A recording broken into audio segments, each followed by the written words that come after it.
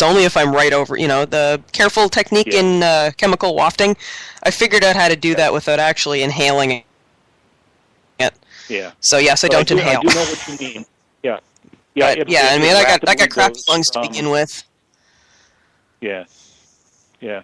But it'll go almost immediately. Somebody throws a switch and it goes from, oh, that smells like a burnt match to, oh, God, that hurts. I have the same reaction. Mm-hmm. Yeah. But however, when I've... Yeah, however, I know I'm not sensitive to drinking the stuff because in siphoning, I actually slug back a swallow of the sanitizing solution. Didn't have a problem with it at all. I just can't sniff it. Okay. Yeah. So I know for sure I'm not sensitive. But, it's one of those things. I always put it, if I do put sulfites in or around a batch, I always make sure that I label it it goes on the label that this has been sulfited. Mm-hmm. Mm-hmm. Yeah, one of the other things that probably is worth mentioning, although most experienced mead makers and winemakers know this already, but a certain amount of sulfite is a byproduct of fermentation, especially in grape wine musts, because, first of all, the grapes are often sulfited. They're sprayed with metabisulfite solution before crush in order to kill off wild yeast, and so there's some residual sulfur compound in the must, which the yeast are happy to turn into sulfite for you, and so you can end up with a beverage that has 5, 10, 15 parts per million of free sulfite without any addition whatsoever. I had actually heard that EC1118 is one of the ones that is more on the side of sulfur producing. Yeah, and just to make a complicated subject even more difficult to fathom, yeast will do two things. They can produce oxidized sulfur, sulfites, or reduced sulfur, sulfides. And both are nasty for different reasons. The sulfites, obviously they're self-toxic to the yeast, which is maybe a good thing. They have that burnt match aroma if there's too much of it. And if you're somebody who's sensitive to sulfite, then you probably don't want to be drinking that product. But sulfides, like the hydrogen sulfide, and then the further reduced compounds, the mercaptans and disulfides that result from the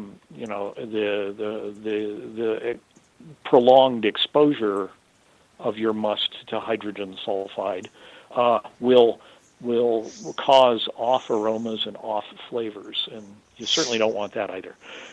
But now we're talking about fermentation kinetics again and drifting off of stabilization, so I'll stop there, unless anybody's got any more questions. Haven't seen any more come in. Let me double check here. I've got half a dozen pages open. Okay. Now, we both know that it's recommended to always stabilize whether you've got, sugar in it or not, just because it can guard against oxidation and other spoilage organisms. Are there any other pros and cons involved with stabilizing or not stabilizing that you can come up with? Well, you're speaking primarily of chemical stabilization of the sulfite addition. Yeah. And, the cons are, again, some people are sensitive to sulfites. You're effectively poisoning them if you happen to serve sulfited mead to somebody who's a sensitive individual.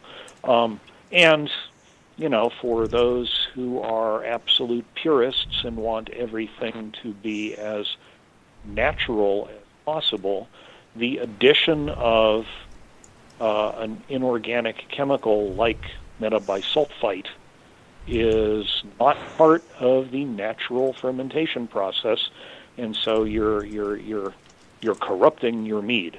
That's a philosophical debate. I've tried doing things naturally. I've tried doing things with a little bit of chemical augmentation.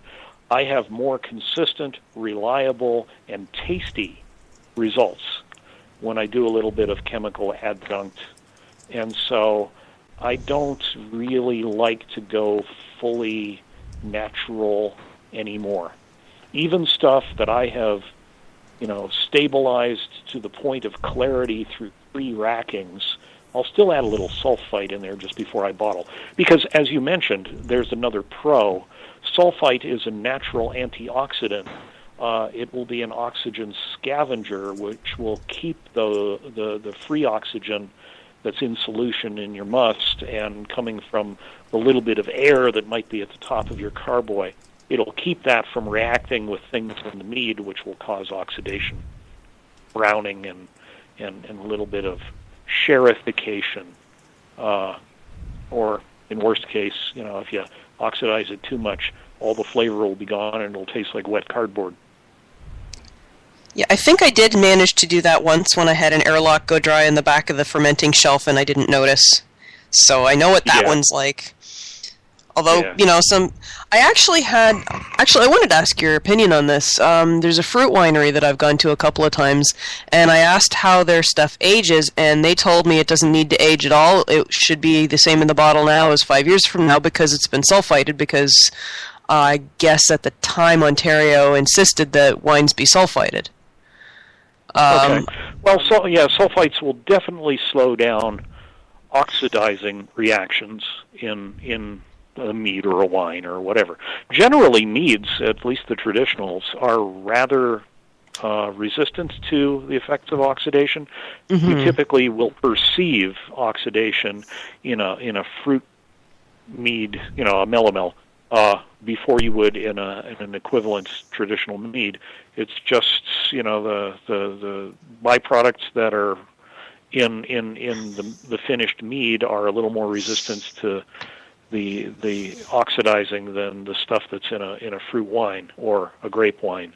If they're adding enough sulfite that they're claiming that they are completely stable, well, they don't understand all of the organic chemistry that's going on in their bottles, but they probably have made sure that there is no biologic activity going on in their bottles.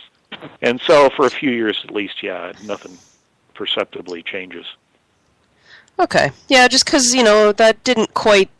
I wasn't talking to I was talking to the front of shop people who may not have known as much as the people who actually, got the fruit juice on their hands. Yeah.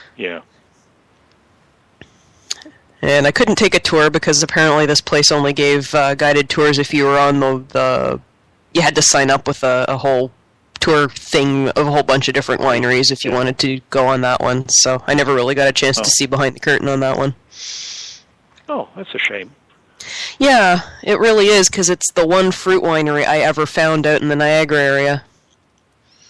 And, okay, everybody does grapes. This is different. This is fun. Yeah.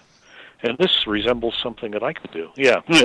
Maybe that's why they don't want you to go behind the curtain. They think they have some proprietary process. We used to see a lot of that in the mead community, and now what we see is this culture of cooperation that's pretty awesome. Sure, you show me what you know. I'll show you what I know, and we'll all be improved for the record for the information. Yeah. Well, Vicki, I have to say, you should take credit for that. And, I'm not trying to do an ego stroke here, but seriously, before things like GotMead, there was so much misinformation. Oh, yeah. And, those people who did discover something that really did work, they jealously guarded that as being their own, and they absolutely didn't want to give away their edge up on everybody else. And as a result, the community didn't grow. Yeah. GotMead just took a sledgehammer and, like the old Apple Mac commercial, threw it at the screen, it shattered, and, we haven't looked back. Now everybody can share in the information, and you're only limited by however much patience you have reading it all, because there's now so much out there. It's hard to find things sometimes. I know, right? Yeah, we need a better search engine on the site for sure. But yeah, it's so funny because that commercial is my all-time favorite commercial. So it's the shout out for GotMead in 1996. We're going to show you why 1996 won't be like 1996. So for anybody old enough to remember the 1984 Apple Macintosh commercial, my all-time favorite commercial. Yeah. Still, that one more what is it, Clio's that they give for commercials? Yeah, one more Clio's than like any commercial in history for a really long time. But yeah, you're right. There's so much information out there, and there is still a lot of misinformation. But fortunately, the mass quantity of knowledgeable people who are willing to share has increased exponentially over the last decade, and it's just getting better every day. I mean, you go not just on GotMead, you go on the AMMA site, and if you're not already an individual member of the AMMA out there, people, it's really worth the money. Just the forum alone is worth the money. It's really huge. There's so much information in there, and there's very successful professional mead makers in there sharing basically their secrets, how they make awesome mead, and how they run an awesome business. If you're looking to go pro, you have got to have it. You've got to have it. And there's so many good venues. You got the mead makers. They're doing some awesome stuff over there, and their podcast is most excellent. I had a lot of fun on their show, and they talk to some great people, and they talk about some great things. And then the meadist, he's doing some amazing stuff. So, you put it all together, and we have a massive information out there, and so many people that are working hard to see it continue to grow. It really is great. It's outstanding, and for the most part, it's available completely free of charge. Mm-hmm. The vast you majority pay a little money for an AMMA membership, but that's $60 a year. That's chump change. I'm sorry. Yeah. If you're too broke for that, then you probably shouldn't be paying for internet. Really. Seriously, I pay more a month for that for my internet access. I wish I didn't, but I do. Yeah. Wayne, one more question about stabilizing. If Sure. I were to have stabilized a mead and left it in the carboy for a while, do I need to top up the sulfites in it before I bottle? I know that the sorbate is pretty stable and it's not going to go anywhere, so I wouldn't need to add more of that. But should I add more sulfites before I bottle it, just in case I manage to introduce some of the malolactic bacteria that turn it into geraniol? Yeah. Okay. Generally, again, it's a nonlinear thing. The evolution of sulfite gas from the liquid is relatively quick at the beginning and then tails off toward the end. But it's hard to predict, again, without the appropriate quantitative testing equipment. It's hard to predict when you've crossed that threshold between safe and unsafe. And it doesn't hurt if you've been judicious in your first additions to add a little more just before you bottle. And do you mean like a full dose or half a dose or wing it? Well, depending on how long it's been. I'll tell you what I do. In mine that have residual sugar, I'll use a full dose. And, if I've got sorbate in there, just to make absolutely certain.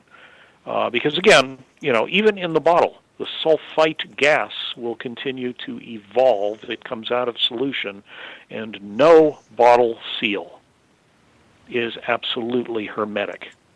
You still get some gas exchange between, the residual, the airspace in the bottle, and the atmosphere around whatever you've used as a closure. The closest thing to hermetic that I've seen for wine bottles are the Zorks. And, they're pretty tight, but they're not totally perfect either. Okay. Do you think that's why some of the commercials wax? Because, I would think that would get you that much closer to a hermetic seal. I think they do it for cosmetic reasons more than for hermeticity, because from some of the studies that I read, again from our winemaking friends, they have done some research into whether or not that forms a more effective air barrier, and it turns out that it doesn't. because okay. the wax molecules are large enough that there's some residual space that,